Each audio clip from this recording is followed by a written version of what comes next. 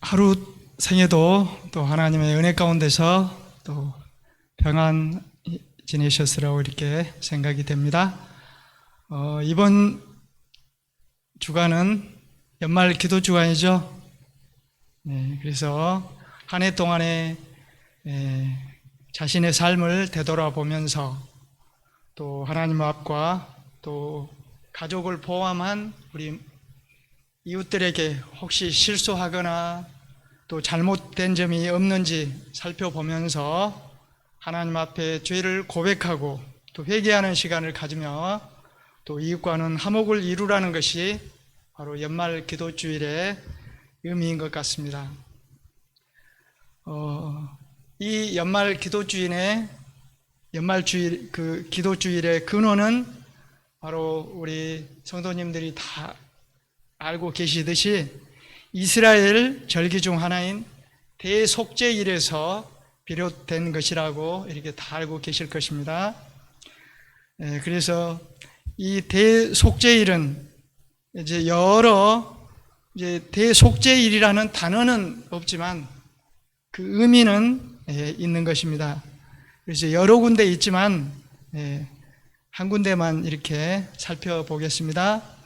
레위기 16장 29절에 말씀이 나왔습니다.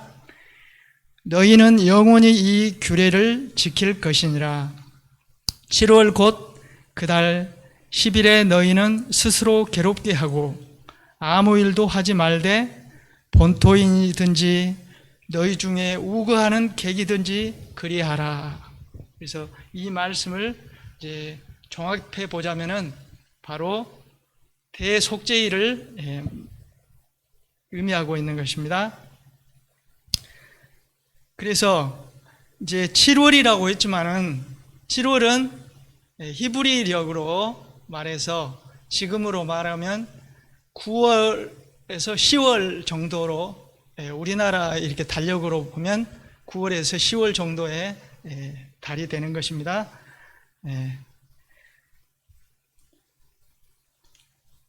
다시 말해서 이 대속죄일은 성소에서 모든 죄를 용서받고 속함받는 다는 의미를 가지고 있습니다. 그래서 이스라엘 백성들에게는 1년 중에 여러 가지 절기가 있지만 세 차례의 7 절기가 있지만 그 중에서도 가장 중요하고 가장 의미 있는 그리고 가장 엄숙한 명절이기 때문에 속죄일 앞에다가 큰 대자를 붙여가지고 대속죄일이라고 이렇게 부릅니다. 그래서 우리는 영적 이스라엘 백성으로서 마땅히 대속죄일의 의미를 우리가 잘 알아야 될 것 같아서 다 잘 알고 계시겠지만 오늘 이렇게 대속죄일에 관한 말씀을 이렇게 드리게 되었습니다. 이제 참고로 성소에서 이제 제사를 이제 이렇게 대속죄일에 드리는데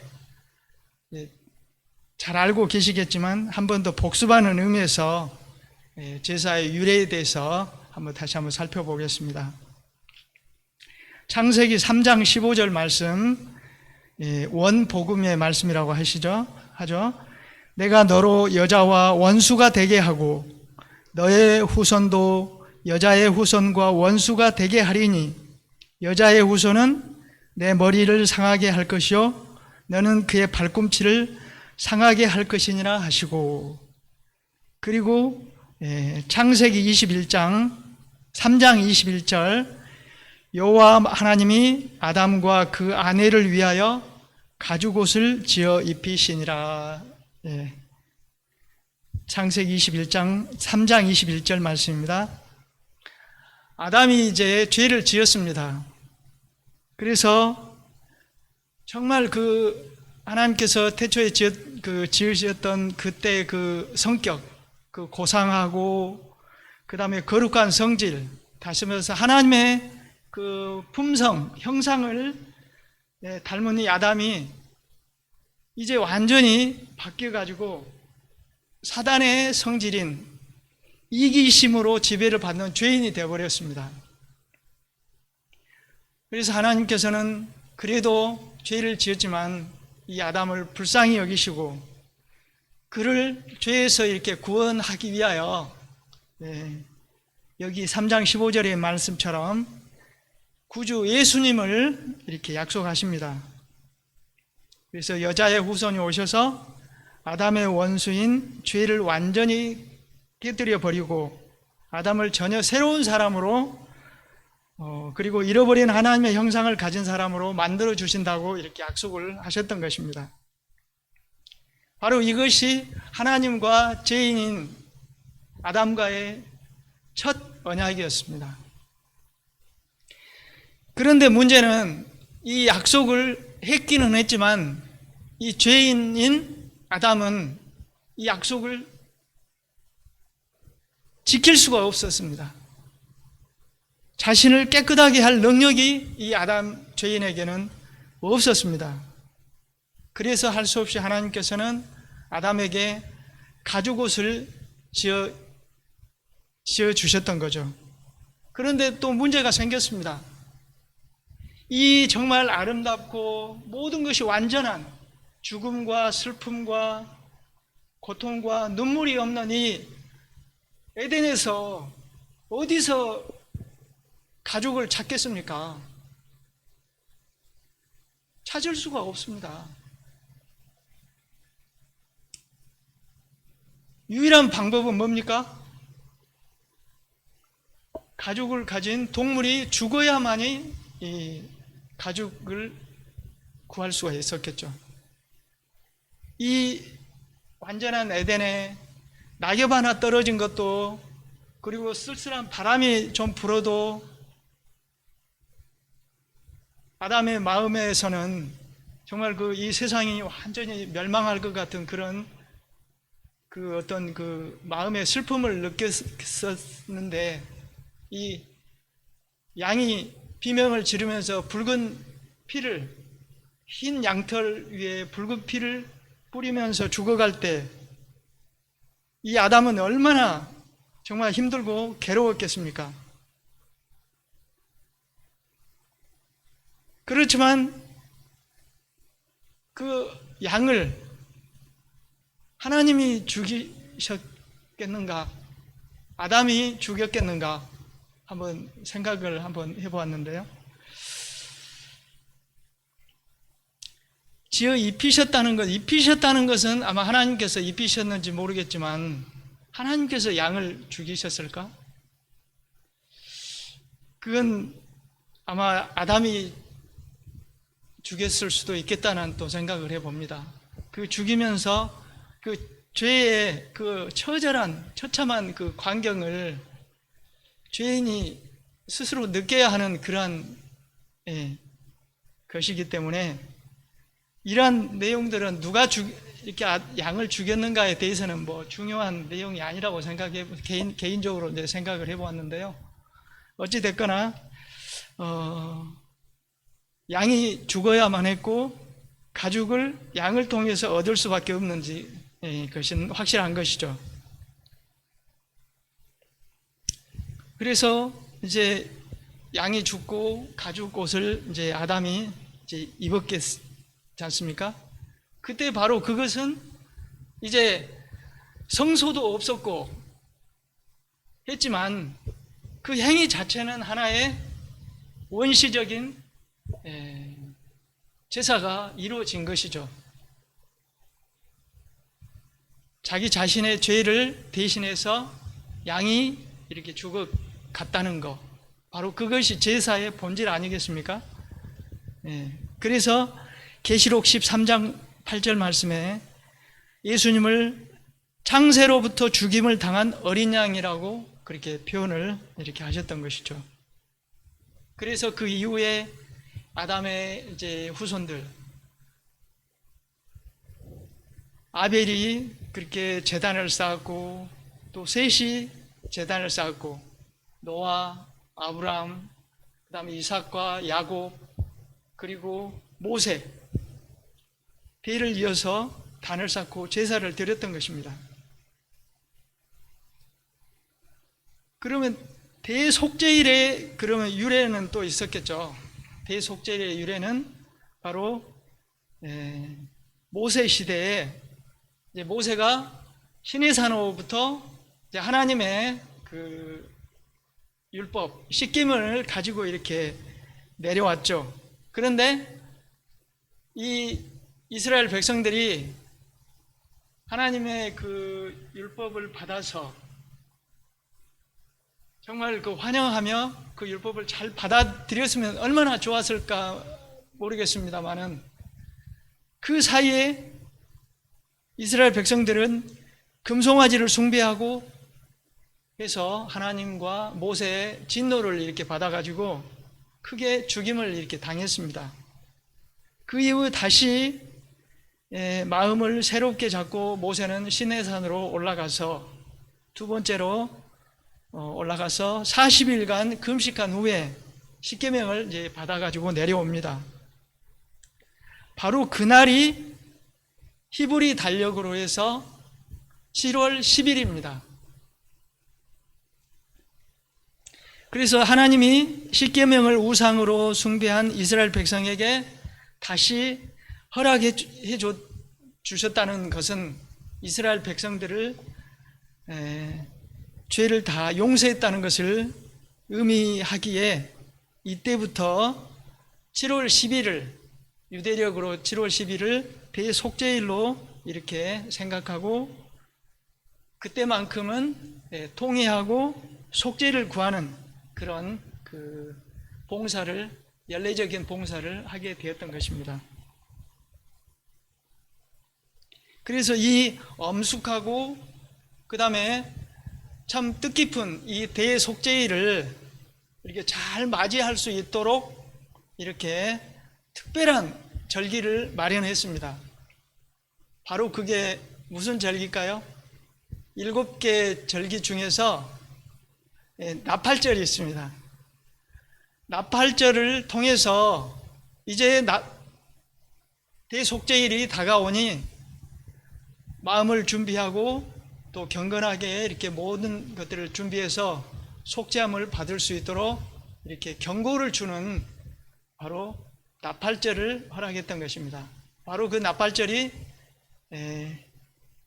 대속죄일 전 열흘 전 7월 1일을 나팔절로 이렇게 정하고 회개를 촉구하고 경건하게 준비하라는 그런 절기를 이렇게 준비했던 것입니다.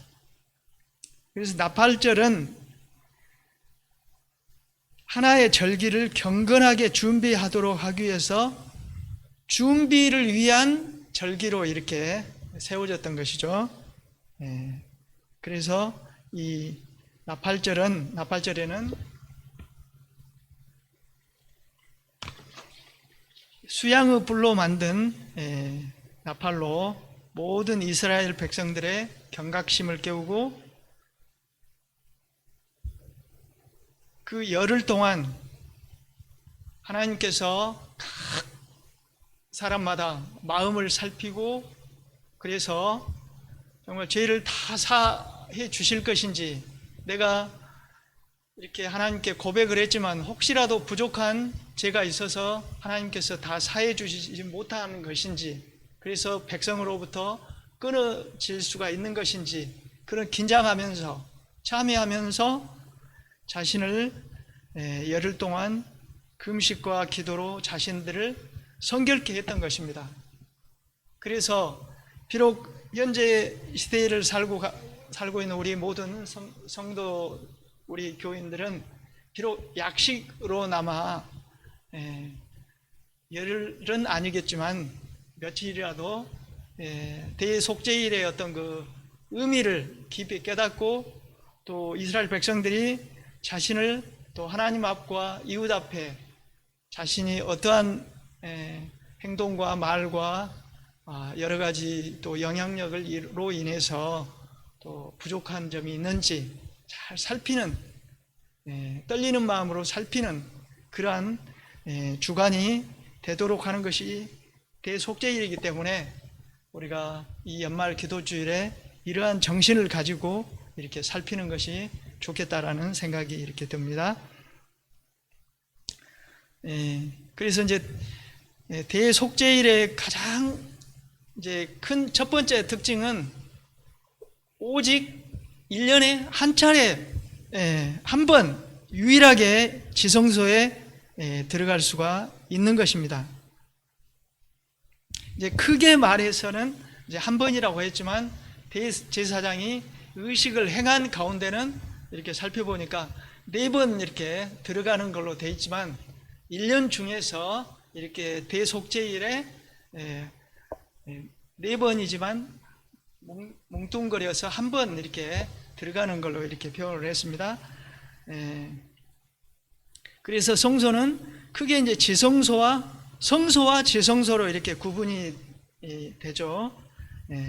그래서 연중 매일 봉사로는 성소와 뜰에서 이루어지지만 연례 행사로 지성소에 들어가는 것은 1년에 딱 한 차례 이렇게 들어가는 걸로 이렇게 규정이 되어 있었습니다. 이때 지성소에 들어갈 때는 대제사장 자기 자신의 죄를 위하여 황소의 피와 백성들의 죄를 위한 염소의 피를 이렇게 가지고 들어간다고 합니다. 그래서 평상시 매일의 봉사에서는 백성과 제사장들의 죄를 성소가 이렇게 임시로 이렇게 맡고 있다가 이제 대속죄일에 대제사장이 모든 백성들의 죄와 그 다음에 제사장들의 죄를 가지고 대표로 하나님께 이렇게 만나는 그러한 시간을 통해서 이스라엘 모든 백성들의 죄가 다 사함을 받는 그런 그 의식이 이렇게 치러졌습니다. 그래서 이 이제 대속죄일에는 조석으로 이렇게 희생 제사를 이렇게 드리게 됩니다. 하루도 빠짐없이 중단 없이 이제 제사를 드려지는 것이고요. 그리고 또 죄를 지은 이렇게 그 사람들은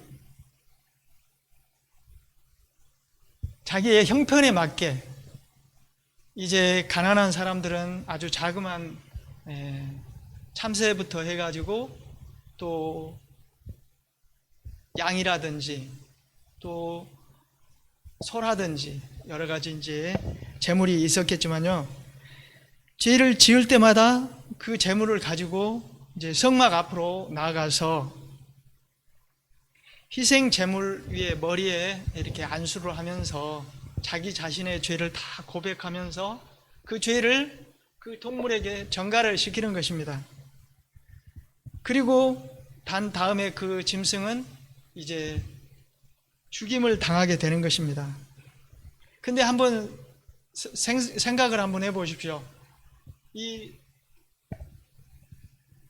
성소 뜰에 이제 양을 이렇게 가지고 데리고 가서 그 하얀 양이 있다고 한번 생각해 보십시오. 그래서 그 양을 자기 죄 때문에 이제 피를 흘리고 죽어가야 할 때 얼마나 그 장면들이 끔찍한 장면일지 한번 상상을 한번 해보시기 바랍니다. 칼로 목을 딸 때 그 흘리는 붉은 피, 하얀 그 이렇게 정말 대비가 되는 거죠. 하얀 털에 그 붉은 피를 흘리면서 이렇게 죽어가고 비명을 흘리면서, 그리고 또 그 양을 또 씻을 때 물에 이렇게 번지는 그 붉은 피, 이런 광경들을 볼 때 모르겠습니다. 이 정말 건장하고 정말 무뚝뚝한 이렇게 남자들이라도 그런 광경을 볼 때 정말 처참하고 좀 이렇게 너무도 슬픈 생각을 했을 것이라고 이렇게 생각이 됩니다. 그런데 이제 그 피를 이제 받아서 이제 제사장이 들고 가서 이제 지성소와 성소를 구분하는 그 이렇게 성막이 있지 않습니까? 바로 성막은 세마포로 짠 아주 새하얀 세마포라고 이렇게 했습니다. 그런데 그 피가 세마포에 뿌려질 때 정말 얼마나 참 말로 상상할 수 없는 그런 전율이 이렇게 느껴질 수밖에 없을 거라고 생각이 됩니다. 내 죄 때문에, 내 잘못 때문에 양이 희생이 돼서 저 하얀 세마포를 이렇게 적시는구나, 이런 생각을 하면서 얼마나 참 회개하고 가슴 아프고 정말 가슴이 미어지는 그런 느낌을 가지면서 다시는 죄를 짓지 않아야 되겠다는 그런 아마 다짐을 또 하고 했을 것입니다. 그러나 사람이 또 그럽니까? 또 연약해서 똑같은 죄를 또 짓고 해서 또 성막에 찾아와서 또 똑같은 상황이 벌어진다 할 때 얼마나 참 안타깝고 좌절할 수밖에 없는 그런 일들이 될 수밖에 없죠. 이때 대제사장은 역시나 연중 이렇게 행사를 할 때는 황금 예복을 갖추고 제사를 드렸다고 합니다. 그런데 대속죄일 때는 이 황금 예복을 벗고 하얀 세마포 백색 예복을 입고 역시 집전을 했다고 이렇게 합니다. 바로 그것은 우리 하늘의 중보자의, 다시 말해서 예수님이 자아를 비우신 것을 묘사한다고 시대의 소망에 나와 있습니다. 그리스도께서 종의 형체를 취하시고 또한 친히 제사장이 되시고 또한 친히 제물도 되셔서 희생을 드리셨다 그랬습니다. 얼마나 이렇게 대비가 되겠습니까? 그 일을 이렇게 집전할 때 이 대제사장의 그 옷에 그 붉은 피가 묻지 않겠습니까? 그리고 아무리 조심 또 조심한다 해도 아마 바닥에도 흘리고 그릇에도 흘리고 온통 피로 이렇게 물들였을 때 정말 하나님께 다시는 죄를 짓지 않아야 되겠다는 그런 각성을 하고 각오를 다짐했으라고 이렇게 생각을 합니다. 비록 우리는 그러한 제사를 드리지 않지만 마음속으로 그러한 그 제사를 드려야 하지 않을까 이렇게 생각을 해봅니다. 그리고 또한 이 이스라엘 백성들이 광야 생활할 때 지금처럼 얼마나 수돗물이 있고 세탁기가 있고 이렇게 자주 빨겠습니까? 광야에서 생활할 때 물이 어디가 있겠습니까? 아주 조그만 이렇게 물통에다 조금씩 따라서 세수도 고양이 세수하고 아마 그랬겠죠. 빨래는 더 이렇게 힘들었을 겁니다. 그럼 한 번씩 입으면 며칠씩 막 입다 하다 보면은 옷들이 어떻게 되겠습니까? 대부분 다 누렇게 되고 검게 되고 그러겠죠.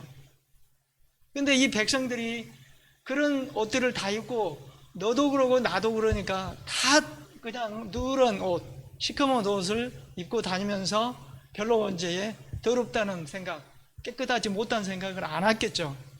그러나 이제 자기 죄를 이제 씻기 위해서 양을 끌고 성막으로 갈 때 그 성막은 뭘로 다 쳐졌다고 했습니까?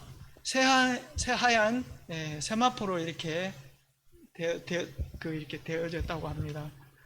가서 봤을 때 그 성소가 얼마나 참 깨끗하고 나는 이렇게 더럽구나 이런 생각을 하면서 정말 마음까지도 정말 누추한 죄인이구나 이런 생각을 했을 것입니다.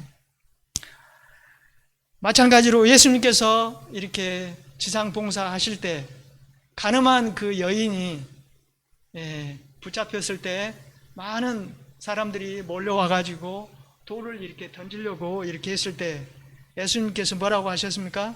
그 군중들을 향해서 너희 중에 죄 없는 자가 먼저 돌로 치라 그런 말씀을 하셨습니다. 그 말씀을 문득 모든 사람들이 닫고 예수님을 쳐다보았을 때 자신들의 죄가 얼마나 추하고 악한지 깨닫기 시작했습니다. 그런 연휴에 사람들이 하나 둘씩 다 이렇게 흩어지기 시작했던 것입니다. 바로 그것은 예수님을 가까이 보자, 정말 하늘의 하나님이신 예수님을 이렇게 보니 자신들의 죄가 얼마나 크고 추하다는 것을 느끼고 양심의 가책을 받아 이렇게 떠나게 되었던 것입니다. 이렇듯 우리는 예수님께 더 가까이 가면 갈수록 우리의 나의 죄된 모습은 드러나 보이지만 그만큼 예수님이 나에게 필요하구나 라는 것을 느낄 수가 있는 것입니다. 그래서 이제 이 피들이 온통 성막에 이렇게 뿌려질 때 연중 계속 뿌려졌기 때문에 뿌려진데 또 뿌려지고 또 뿌려졌으니까 어떻게 되겠습니까? 처음에는 붉은 피였지만은 점점 새까맣게 돼가지고 굳어서 하나의 딱딱한 이렇게 벽이 될 수밖에 없는 그러한 모습이 되었던 것입니다. 그것은 다시 말해서 이러한 의식을 통해서 상징적으로 죄가 다 성소로 이렇게 옮겨진 것입니다. 그래서 매일 드리는 이 제사의 피로 우리가 죄의 용서함을 이렇게 받고 죄로부터 가리움을 받는 것입니다. 그래서 그것을 바로 하나님께서 덮어주시고 안아주시고 죄를 가려주시기 때문에 그것을 쉽게 말씀으로 칭의라고 이렇게 할 수가 있습니다. 바로 하나님의 그 성품인 자비와 공의 중에서, 사랑과 공의 중에서 바로 사랑인 것입니다. 그래서 7월 10일이 될 때까지 이 검붉은 진홍빛의 죄의 기록들이 바로 그 성막에 피로 이렇게 물들여져 가지고 다 기록이 된 것입니다. 어떻게 보면 이것은 하나님께서 내가 너희들을 용서했다는 그런 하나의 기록인 것입니다. 우리가 예를 들어서 어떤 죄를 지었다 그러면은 검찰청이나 어디 다 기록이 되겠죠. 그래가지고 이렇게 저장되어 있는 것입니다. 그러나 어느 이제 시간이 몇 년이 흐르고 난 다음에 이제는 더 이상 이 사람이 죄가 없다고 이제 더 이상 살펴볼 필요가 없다고 할 때는 아마 그 모든 기록을 다 이렇게 삭제하지 않습니까? 네. 그러기 전까지는 모든 기록이 다 남아있듯이 대속죄일 전까지는 그런 기록들이 다 남아있는 것입니다. 그 휘장에요. 그러나 이제 대속죄일 그 시간 동안은 이제 하나님께서 모든 기록을 다 이제 폐기 처분하시려고 하는 그때가 바로 대속죄일인 것입니다. 바로 공의의 시간인 것입니다.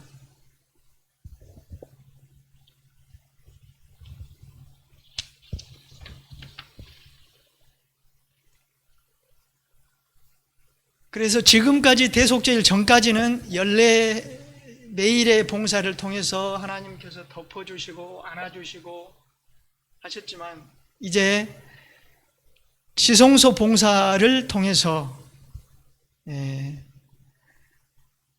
매일의 봉사를 통해서 하나님께 회개하고 고백한, 그래서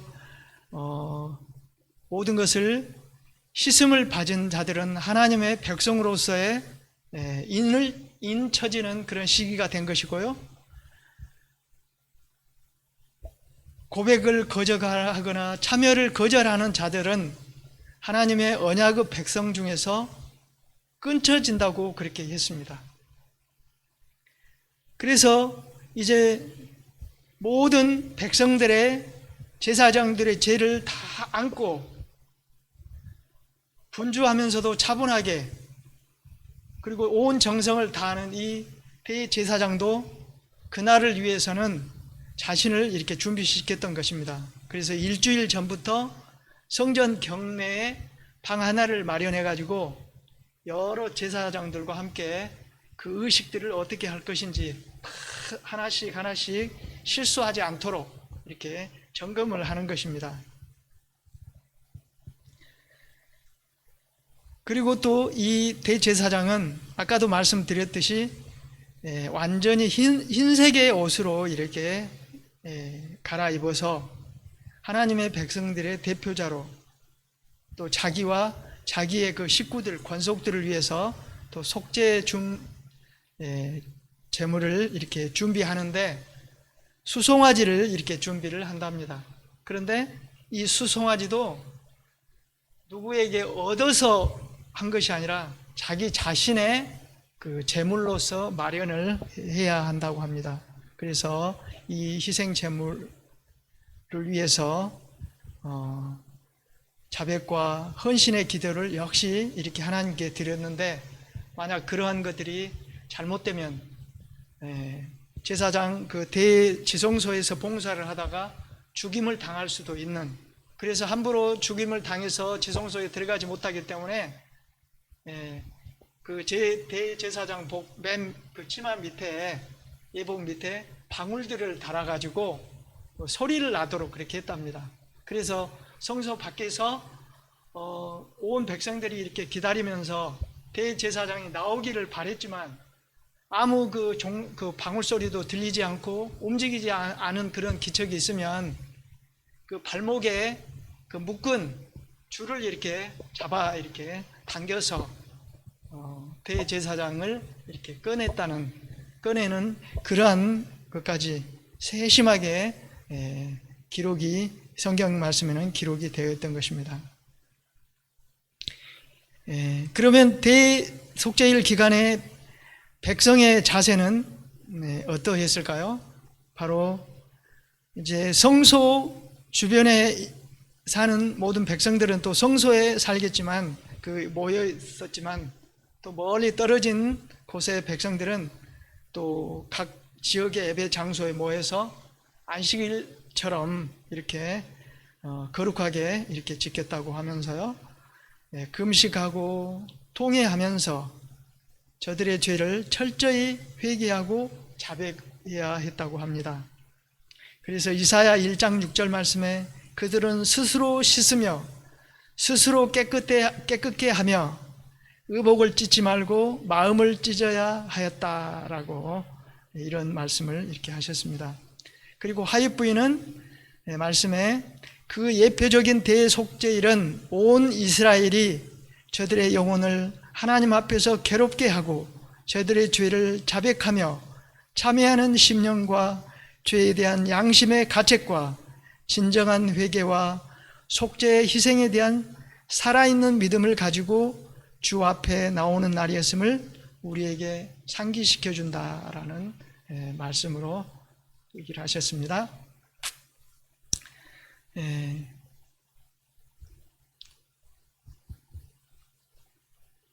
이제는 말씀을 이제 이렇게 줄이면서요, 하나님의 심판은 바로 대속죄일에 이렇게 이제 대속죄일을 통해서 이제 이루어지는데요.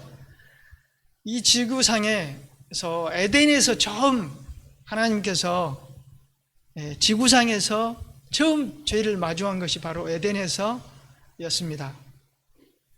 이때 범죄자들을 하나님께서 대하실 때 바로 그냥 묻지도 않고 심판을 내리신 것이 아니라 일단 조사를 이렇게 하셨습니다. 이미 발생한 이 사건에 대해서 다 알고 계셨지만 처음에 아담에게 물어보고 그 다음에 하와에게 물어보고 또 뱀에게 물어보고 각기 자기들이 말하는 주장들을 다 이렇게 들어보시는 것입니다. 그 다음 이제 형을 이제 언도를 이렇게 하셨는데 뱀이 이제 가장 큰 죄를 이제 또 지었기 때문에 뱀부터 이제 또 이제 언도하기 시작했습니다.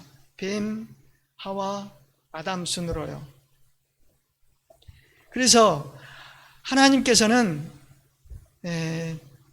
뱀이 유혹하여 범죄케 해서 각 사람의 죄의 책임이 뱀에게 있음을 우리가 알 수가 있습니다. 그래서 모든 죄의 대부분 사단의 유혹과 죄인의 동조 행위가 있는 것을 이렇게 파악을 하나님께서는 하셨죠. 그래서 하나님께서도 모든 우리 성도들을 다 이렇게 살펴보실 때 그 사단의 역할이 있고 우리의 그 연약함과 죄악된 이 그 성격 때문에 어떻게 죄에 가담했는 것인지를 이렇게 살펴보시는 것입니다. 그래서 대속죄일에 여러 의식이 많이 있지만 사단을 대표하는 그 아사셀이라는 염소가 있습니다. 그 제비 뽑기로 해가지고 아사셀 염소를 이렇게 뽑는 것이죠. 그래서 이 염소에게 이스라엘에 지은 모든 죄를 이 아사셀 염소에게 안수를 해서 모든 죄를 아사셀에게 넘기는 것입니다. 그리고 이 아사셀 염소가 이제 아무도 없는 무인지경인 이 광야로 이렇게 떠나가서 결국은 이제 배회하다가 거기서 이제 죽임을 이제 당하든지 어떻게 되든지 이제 하게 되는 것이죠. 그래서 모든 죄가 전가되도록 사단이 결국은 모든 인류의 죄를 전가를 받아서 모든 그리스도인들이 다 승천한 후에 이 지상에서 이렇게 그 무인지경에서 이렇게 혼자 이렇게 남아 있게 되는 그러한 것들을 또 이렇게 상징하게 되는 것이죠. 그리고 또 한 가지는 아까도 말씀드렸듯이 이 그 예수님의 육신의 상징인 이 지성소, 피로 물든 이 지성소의 휘장이 제거되고 태워질 때 모든 죄가 다 사해지는 것입니다. 그때에서야 비로소 이 모든 성소가 다 이제 깨끗하게 정결하게 이렇게 되는 것입니다. 그리고서 마지막으로 이제 피 묻은 모든 하얀 예복을 다 벗어버리고 화려한 황금 예복을 입고 이제 성소로부터 이렇게 나오는 것입니다. 바로 그 내용이 민수기 6장 22절에서 27절에 그 말씀이 이렇게 나옵니다. 그래서 방울에 달린, 이제 치마에 달린, 예복에 달린 방울 소리가 나면서 지성소를 나오고 성소에서 나올 때 온 백성들이 이제 자기들의 죄가 다 사해졌음을 이제 알고 이렇게 기쁨으로 박수를 치면서 환영하는 것입니다. 이 마지막 시대에 대속죄일 시대를 지금 살아가고 있습니다. 1844년 이후로 지금은 대속죄일 기간이라고 이렇게 모두 알고 계시죠? 이 시대에 우리 모두 이 뜻깊은 연말 기간 동안 방금 말씀드렸던 듯이 대속죄일의 어떤 그 의미를 깊이 깨달으시면서 한 주간 동안 경건하고 차분한 마음가짐으로 혹시 하나님께 또 부족한 것 있거든 또 저와 우리 모든 성도님들 회개하고 또 용서함을 받을 수 있도록 말씀과 기도로서 이렇게 지나면 좋겠습니다. 그리고 또한 우리 모든 성도님들 간에 또 화목을 이루는 그러한 좋은 또 시간들이 됐으면 좋겠습니다. 아무튼 저와 우리 모든 중앙교회 모든 성도님들 다 이 참으로 은혜 받는 귀한 또 연말 기도주일 대속죄일이 되었으면 하면서 말씀을 마치도록 하겠습니다. 기도하겠습니다.